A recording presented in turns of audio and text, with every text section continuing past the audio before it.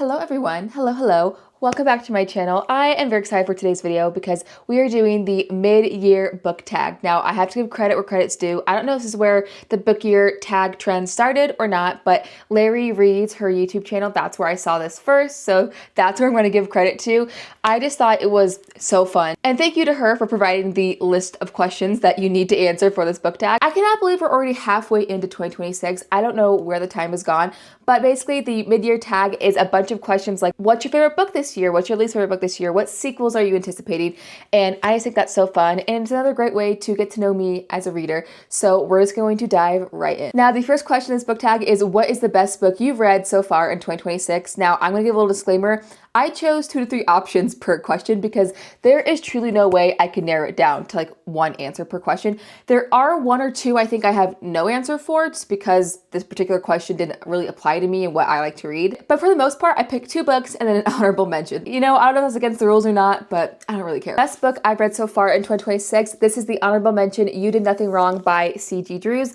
This is a suspense horror book and it is absolutely chilling, and there were multiple times when I was reading this that it felt like someone put ice down my back because of how creeped out I was. You follow a woman named Elodie and her son Jude as Elodie gets whisked away by an American man named Ben. She moves from her home country of Australia to the United States within like a year to marry Ben and help him restore this house he inherited from his parents. However, Elodie's son Jude has autism, but it's basically undiagnosed because Elodie's a little cuckoo. She's a little weird, wacky, and she basically refuses to acknowledge that Jude has autism, and that might relate to why he's always throwing tantrums, why he's aggressive with her, why he has meltdowns. But instead, she kind of internalizes it and feels like it's her fault, or she gets mad at Jude. So that's kind of the family dynamic you're dealing with. However, things get even more drastic once they move into this man's house. And Jude is telling Elodie that there's stuff in the walls and that the house scares him. So she kind of has to figure out if it's the house that's haunted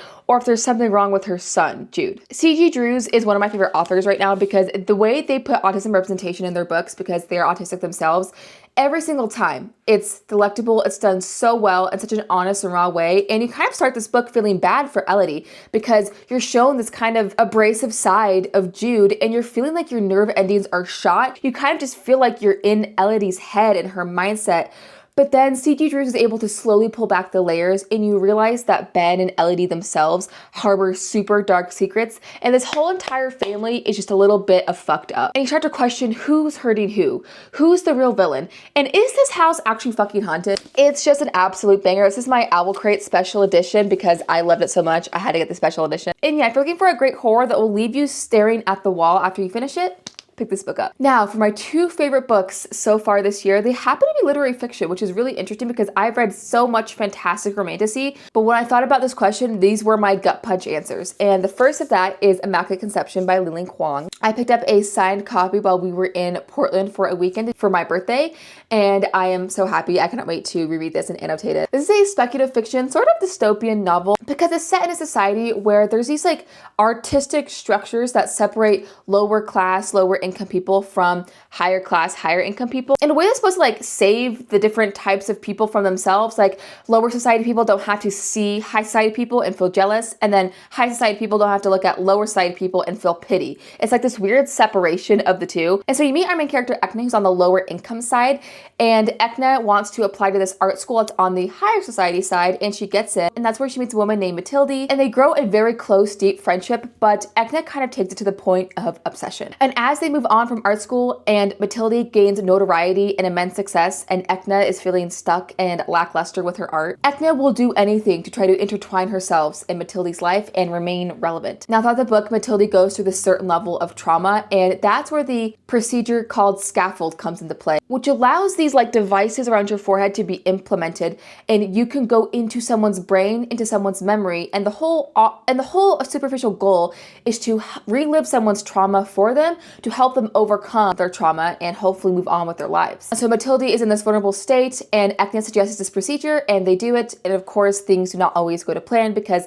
Ekna is obsessive, Ekna is selfish, and things just unravel from there. This book touches on the complexities of female friendship, which is so near and dear to me, and it totes the tenuous line between love and possession, and it just stuck with me so immensely. This was an Infinity Star read for me. I loved it. And the other book that's been my favorite is Fruit Fly by Josh Silver. I know I've recommended this book so much in just the few videos I have up on my channel, but it is that good. This releases in North America August 4th, and you need to go pick it up ASAP because this book is incredible. If you like the commentary and the idea of taking out someone else's story to publish as your own, similar to Yellowface by R.F. Kuang, but you want a story that's darker, grittier, and gayer, Fruit Fly is for you. You follow a woman named Mallory who's a down-on-her-luck author who published a book like 7 years ago, but now is having writer's block, and she's stuck in a marriage she doesn't really like, and overall she's just not happy with her life. So she searches on Reddit one night what makes a bestseller, and she finds kind of a satirical post that she takes seriously that says popular in the publishing industry right now is gay and sad. So then, because Mallory's a little nutty, she downloads Grindr to do like some weird form of market research and ends up getting entangled in the life of a young queer man named Leo who's also an addict and homeless. And while she tries to approach him with the guise of helping him, she really just wants to take his traumatic backstory and use it to publish her own novel. This book touches on so many topics beautifully and honest and rawly. Anxiety representation I thought was really well done. Addiction was shown in such a interesting light. It really reminded me of that movie Beautiful Boy but with Timothée Chalamet. And let me tell you, the abuse of marriage in this book made my skin crawl. Like, Josh Silver's writing is so immersive that it made me feel like I was in the abusive marriage, and I had to put the book down because I was getting anxious, but then I had to pick it back up because I had to know what happened. This book is just phenomenal. It's so dark, it's very gritty. I would check the triggers before you go in, but yeah, it's phenomenal, and it's the book that needs to be on your TBR list ASAP. Okay, this next question is where the controversy is really gonna come in because some of y'all might start unsubscribing, because the next question is, what is the worst book you've read so far in 2026? And all of these books are super popular and beloved, so I feel a little scared, but I'm gonna honor my truth, okay? The honorable mention for this category is Red Rising by Pierce Brown. I know, listen, put your pitchforks down, it's gonna be okay. Not everyone has to like the one popular thing, okay? The actual book aside, let me just say, the community of Red Rising is so cult-like. When I posted my short form content discussing all the reasons why I did not like Red Rising, people were livid. A lot of people accused me of just like not liking the book to be counterculture, and I'm like, no, I love plenty of already popular books. I'm not afraid to love a book just because it's popular. I just genuinely did not like it. I don't see the hype. And honestly, some of these comments just proved my point, because if you don't know, in Red Rising, it's sort of this dystopian sci-fi where it's set in a society where your color determines your place in society. So for example, there's these underground people that had the color red. I don't think, from what I remember, it's their skin. It's like everything else about them, like their eye color, their hair, etc. And so these reds are like the lowest of the lowest of society. Like they live underground, they're used just for working. It's like this whole thing. But then once you're above ground, there's greens, pinks, browns, and the highest class is the gold. And it's quite unimaginative because what class of people do you think the pinks are? Sex workers, obviously. The pinks, they're sex workers. Now, to be fair, there's also male pinks, so it's not just a female thing, but it's just kind of like so basic. And in my comments, people were calling me like, oh, don't worry about her opinion, she's just a pink. Or you're just a pixie, which is like another word for like a sex worker. And y'all just proved my point that one of the biggest things I hated about this book was the way it portrayed women. There is one cool woman in this book, and that's this guy's wife at the very beginning. Also, I don't really care about spoilers for books I hate, so if you want to skip this entire section because spoilers, go ahead, because I'm just gonna kind of talk and I'm not really gonna check myself for spoilers or not because I don't like these books. So I'm not gonna say you're an advocate that you read them. Anyways, we meet this guy, Darrow's wife, at the very beginning, and she's like this underground rebel. Oh my gosh, that was the only scene that actually made me somewhat emotional, was impactful, was she ends up dying. And as they're executing her, she's like singing this rebellion song. Oh, she had more balls than Darrow ever would. That was the one woman where I was like, okay, like I like this woman. She's portrayed in a good way. Darrow can catch these hands. I did not like him as a main character whatsoever. And you know what? He's supposed to be 17. So I feel like a lot of people use that whenever they like are in my comments. They're like, oh, well, he's 17. Like, what do you expect his behavior to be? It's like, babe, I've read plenty of YA, plenty of dystopian where they don't act like the way he does. So like, don't sit here and tell me like, well, he's 17, he's gonna be a misogynistic prick. Okay, if that's how the author wants to write him, fine, but that means I'm not going to like it or resonate with it. One of the first things Darrow does when he gets captured by the rebellion is compare the woman sitting across from him and say that she is prettier than his dead wife. Like, this is right after his wife dies. And I'm supposed to be like, oh, well, he's 17, like, he doesn't know what he's saying. No. And one of the biggest things I didn't like about this book was that there is essay in this novel for, in my opinion, no good reason. And that's like one of my biggest pet peeves in books is when essay is included of women just for like shock factor. Again, it's just one of those fantasy things where you can just tell it was written by a man. Like no woman would write these female characters the way that a man would. And it just gave me the creeps. And besides that, it was so predictable. Like we were listening to the audiobook, me and my husband, on the way home to a road trip. And my husband literally like a few lines before something would happen would be like, I bet this is gonna happen. And it did, like every single time. And I just feel like it's one of the most overhyped books ever. Like I don't understand. A lot of people say, well, read the second book. It gets so much better. I've literally had people tell me that Pierce Brown wrote the first book terribly just to get published so that he could write what he really wanted. And I don't know how to tell people, like, that doesn't make me any more wanting to read his series. If anything, it makes me lose respect for him as an author. Because what do you mean he wrote his first book to be ass just so he could get published and write what he really wanted to write? Like, how am I supposed to respect that? Listen, I know it sounds very heated, very vitriolic. I think it's so intense for me because I was expecting to love it because everyone said I would, and I was just so disappointed. Okay, let's go to the 2 books. That was just an honorable mention. Okay, 2 worst books I've read so far this year. Yesteryear by Clara Burke. I don't know how to exactly say what I want to say without sounding pretentious, so I'm just gonna say it. And hear me when I say, like, I'm not trying to be holier than thou or snobby. It's just how I feel. I read a lot of satire, weird girl lit in my day-to-day reading journey, right? And before I read Yesteryear, I read books with trad wife themes in them already that I really enjoyed. So I feel like for a lot of people with this book, it was one of their first introductions to satire, to sort of a weird girl lit trad wife topic. And so I could totally see how this is your first introduction to it. This book would really maybe blow someone's mind or really make them think or make them feel like this is great satire. I just felt like, man, I've read so much better books that touch on this same topic than Yesteryear. I'm thinking Trad Wife by Sarah Toka Schaefer. I'm thinking Girl Dinner by Olivia Blake. So when I read this book, I think for me, there was just nothing new in it. There was nothing nuanced. There was nothing deep. It was very superficial. And I just couldn't see the hype because I was expecting something profound and it was extremely basic. Not to mention the main character of this book is written in a way that I felt like went beyond satire and turned into caricature. And when you're trying to make social commentary on caricature, that doesn't really work because you're not commenting on an actual real thing. A lot of people had a problem with this book because the main character shit talks everyone she meets and it's just a real asshole and they think that she was too mean. I don't think she was necessarily too mean. I just think she was so one note that's what also bothered me about it was I could know exactly what she was going to say, what she thought about people before she met them because she would tell us the same exact thing over and over again. There was no nuance. If y'all know my journey, y'all know I read unlikable characters for like a living. I love them. But the idea that this book says something somewhat profound or says something meaningful, but it has a main character that's a caricature and completely one note, I just didn't understand what I was supposed to take from this book, to be honest with you. The only redeeming quality about this book to me was sort of the exploration of the effects of trad wife and social media on children. In fact, a lot of people compare this book to like a replication of Ballerina Farm, which is a very popular trad wife influencer. But I actually felt this was much more similar to the situation with 8 Passengers or Ruby Frankie, especially towards the end. I actually really like that. I wish that concept was explored way more. Also, the whole gimmick is that it's a trad wife being sent back to the 1800s, so she actually has to like live the life she claims she wants.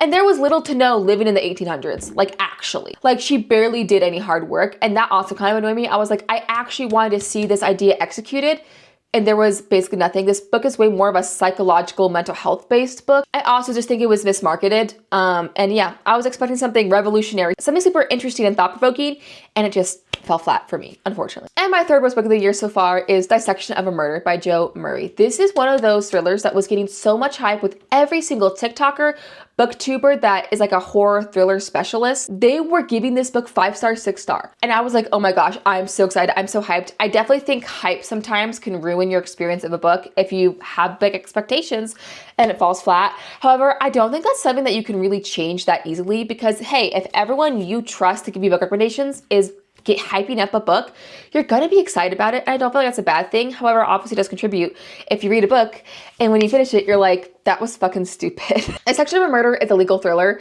and I don't even really care to get into the actual plot. Like, I just don't care enough to do that. However, I will say there is a big twist at the very end of this book, because you have this current lady who's a lawyer in this current timeline, and you have these passages from a person named Witness X. And kind of the murder mystery is not only figuring out this guy who's on trial for a murder, why he did it, but also who Witness X is. And so that's kind of the big reveal at the very end. And the twist has been done so many times and rarely is it executed in a good way. In this case, once again, was it executed well, in my opinion. If you reveal a twist and then when you go back and reread the book, it doesn't make sense, that's not a good twist to me. When I finished the book, I low-key felt like it was a waste of my time. Like, I was promised this huge, big reveal and this is one of the best thrillers of the year. And I was like, wow, that was the most basic, generic thriller I've ever read. It's hard because if I'm going into a thriller knowing it's going to be generic and basic, if I were to pick up a Frida McFadden book and I'm like, I know this is gonna be mid, but I just wanna pick it up to read something quickly, that's different. But with this book and all the hype, I was expecting it to be hot shit and it wasn't. So I do fear that most of these books were a result of high expectation. But hey, don't hype up a book if it's not good. You go in wanting to love it and you're disappointed, what can you do? Next is the best sequel so far in 2026. Now, the question after this is also the worst sequel of 2026, and that's the question I don't have an answer for, because as I was going through the books I've read so far this year, I'm realizing I don't read a lot of sequels / a lot of series. I think I used to start series like a Mad Woman last year, and then as I started expanding my genres outside of romantasy, I feel like I almost get scared to start a new series because I want to read all these other books, but then I'm someone who has to read the series back to back to back. I can rarely take a break from one book to the next. So if I'm gonna start a series, I'm finishing the whole thing. Those are going to be my next reads for a week. And I just get kind of intimidated by having my entire reading week taken up by a series. Alas. So I don't have an answer for the worst sequel because I haven't read that many, and those sequels I have read have all been decently good. So my two answers for the best sequels is The Desaad Crown by Sarah Hashem. This is the sequel to The Desaad Heir. This is a romantasy duology. It's Egyptian based, it's slow burn enemies to lovers, it is a closed door spice. When they do finally get together, it fades to black, which is honestly the main thing I didn't like about the second book, is because this slow burn was so delicious. This slow burn was so breakfast, lunch, and dinner devouring. And I am a believer that spice is not just there to be smut. It can actually add context to a relationship. It lets the reader into their most vulnerable moments. And especially when you have a main character in this book that's portrayed as so cold, closed off. There's a light OCD representation where he always has to be in control. So to have a scene where he's losing control with our main character, I feel like actually would have added to the second book so much more. That being said, the second book was great. The ending, so bittersweet. And the overall duology, I would highly recommend if you prefer more fantasy and world building in your romances than romance. I would definitely say this is 60 to 70% world building epic fantasy and 30 to 40% romance. Now, don't get me wrong, the slow burn is delicious and I was unhealthily attached to our characters and the world, but there was a lot of world building. So if that's something you like, pick this series up. And the other book just came out, and that is Light Wheeler by Rachel Snyder. That is a sequel to Metal Singer. Now, I read Metal Singer the day before Light Wheeler was set to be published, and thank God I did, because if you've heard anything about Metal Singer, you know that there's a big twist at the very end, and actually has a similar twist to this Section of a Murder, which is crazy to say with the two different genres, but I feel like the plot twist was executed way better in Metal Singer, and I was shook to the core.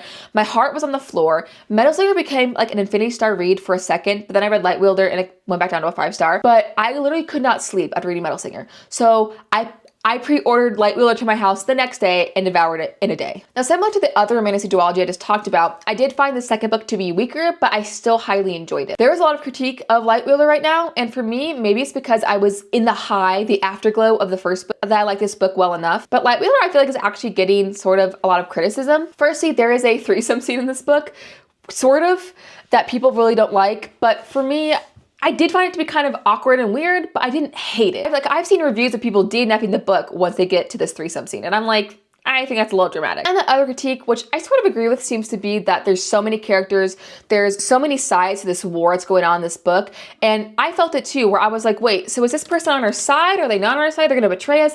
It was a lot. However, I really enjoyed the big epic battle scene at the end of Light Wheeler, and I felt like it wrapped up our two main character stories really well. Sets up a spin-off series with one of our side characters from Light Wheeler and Metal Singer that I am very excited for. So I enjoyed it overall. I gave it a 4.5 it was fine, but it's kind of unfair because nothing will compare to that first book, Metal Singer. Like nothing will compare to how that made me feel. Next question is new releases I haven't read yet, but I really want to. The first book I immediately thought of was A Good Person by Kirsten King. This is a weird girl lit book that really blew up when it first came out. Apparently the main character is super unlikable and does crazy things, but like that's the fun of it. And there's nothing more I love in a book than that. And I got it in my book of the month, I believe. And I remember when it came out, I was like, I'm on it, because a lot of people that I respect, like friends, really loved it. And I was like, okay, that means I'm gonna love it. And I just haven't picked it up yet. I don't know what's wrong with me. I haven't been into weird girl lit in a while, which is unlike me. I'm reading a lot of thriller, horror, romantasy right now, and I need to get back into weird girl lit. I really do. So I'm thinking I might pick that for an upcoming vlog. I don't know, but yeah, I've been meaning to read it. I just haven't picked it up. And the other book that I've been wanting to read, just haven't yet, is This Kingdom Will Not Kill Me. This is a romance that came out I think a month or two ago, maybe a couple months ago,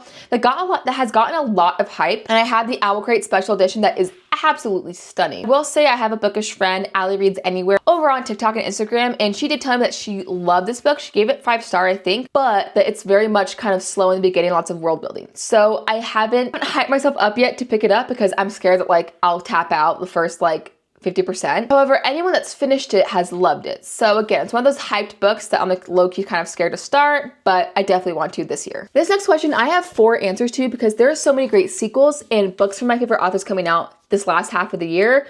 I'm so excited. The question is the most anticipated release for the second half of the year. My honorable mentions are Stormside, which is the second book to Starside by Alex Astor. I really like this romantasy.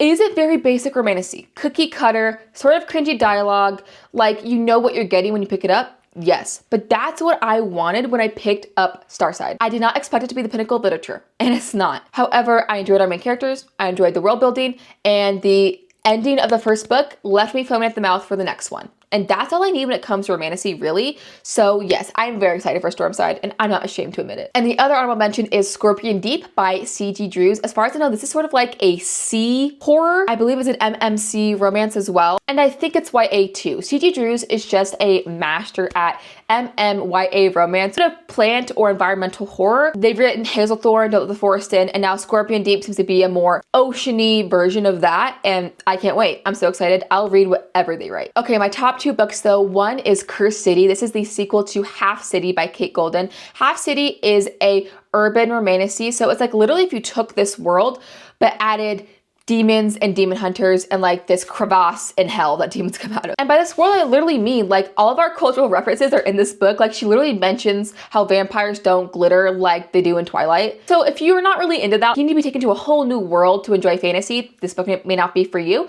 but I actually really liked it. It's also a dark academia book because there's a whole university aspect and our main character falls in love with a demon professor. But once again, the ending of this book, feral for the next one. Like I need it in my hands now. Trust me, you guys, all these books I'm about to mention to you, I have written the publishers with a begging email to get the ARC. I just cannot wait. I'm very excited. But the biggest anticipation, The Knave of the Moon by Rachel Gillig, the sequel to The Night and the Moth. Wow, I'm so excited. I'm so excited for a second book. The Night and the Moth is a gothic romantasy. It's very unique because the magic comes from this religious order and is sort of seen into visions and omens and there's an overall theme of deconstruction of religion as you read throughout this book that I feel like was just so unique. And I love our main character, Sybil, and the cliffhanger at the end of book 1. You are diabolical for that, Rachel Gillig. You owe me therapy. September, I think Cursed City comes out. I think Stormside might come out September too. There are so many great sequels coming out the last half of the year. I will be booked and busy in September. The next question is the biggest surprise of the year. And my honorable mention is actually Starside by Alex Astor. And I think that surprised me because a lot of people shit on Alex Astor and her writing, like all the time. And I never read her YA romantasy series, Lightlark, because from what people said, it just didn't seem like my type of thing. So I'm never gonna read that and I can't compare Starside to that because there's also been critique that Starside, the plot is very similar to Lightlark. I wouldn't know. This is Alex Astor's first adult debut, and I'm judging Starside based on the book that's in front of me. I don't know much about Alex Astor. I just went into it wanting that classic romantasy, and that's what I got. And it was honestly surprising to me that I liked it so much.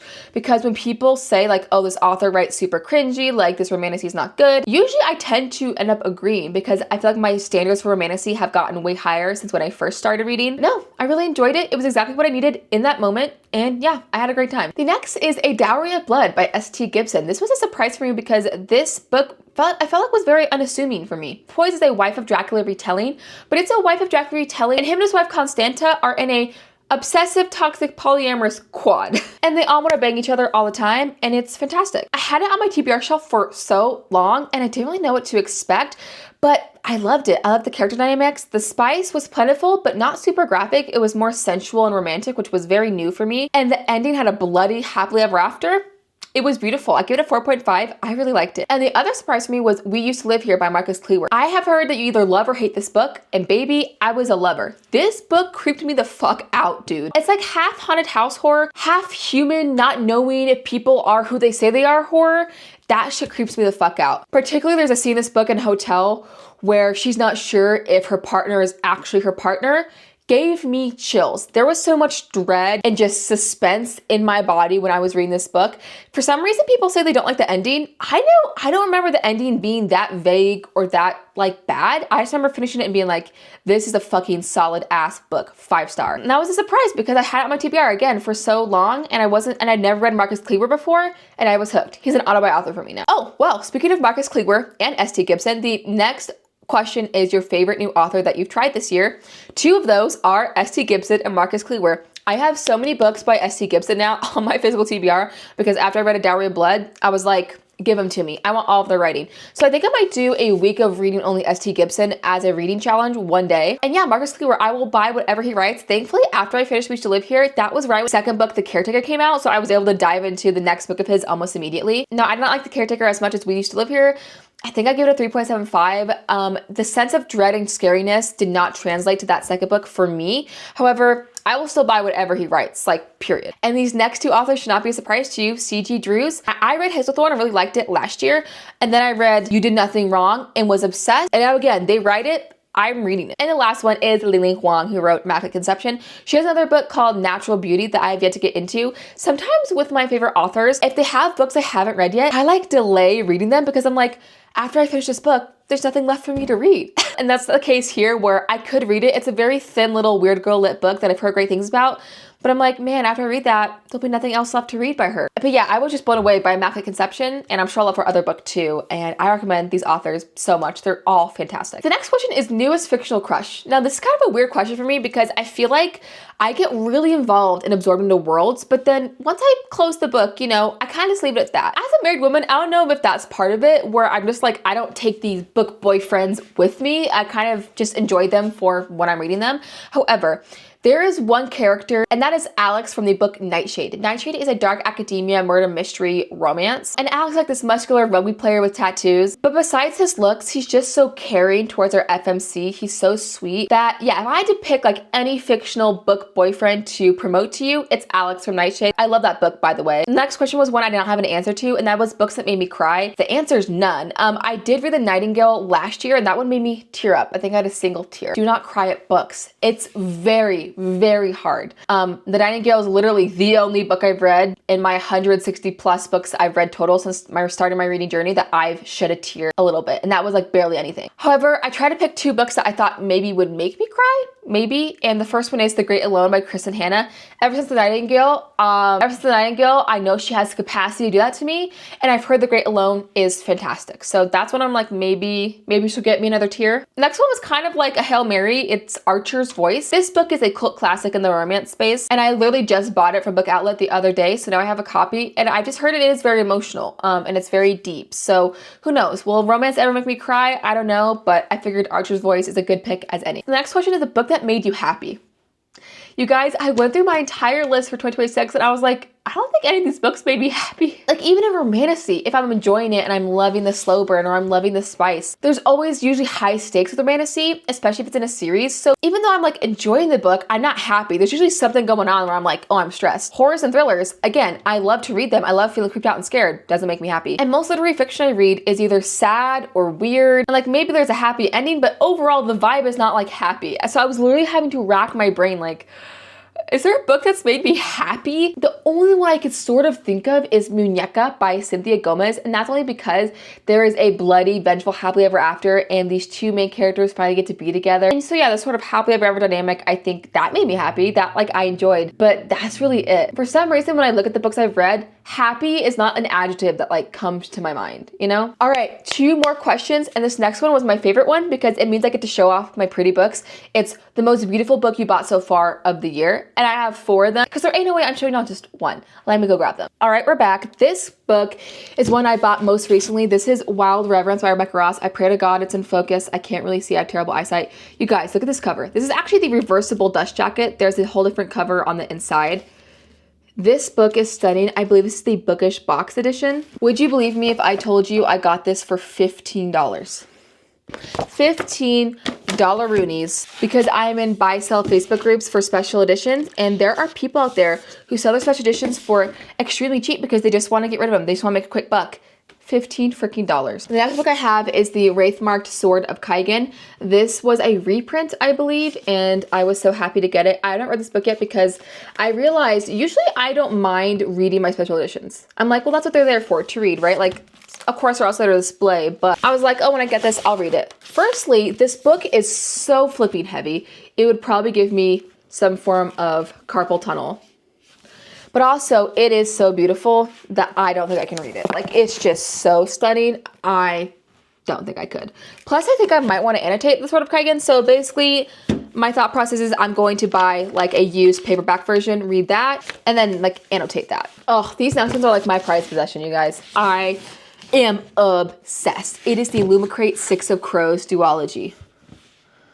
Like, it's just incredible. And the sprayed edges, no mourners, no funerals. That is like the tagline of this group of gang in Six of Crows. The naked covers are stunning. But for me, it's the inner artwork.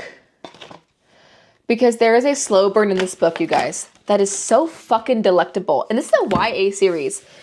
And all I ever wanted when I finished reading Six of Crows is to like have more character art and to see our characters like together, and these books deliver on that. Lastly is a fairy loot book, and that is the Wicked Sea. Now, I've actually heard very mixed reviews on this book, but this front cover with the pinks and her being a mermaid, obsessed. Like, I just love the girly pink vibe of this book. So that is definitely one of my favorites, like simply for display reasons. I love it. All right, y'all, we're at the final question.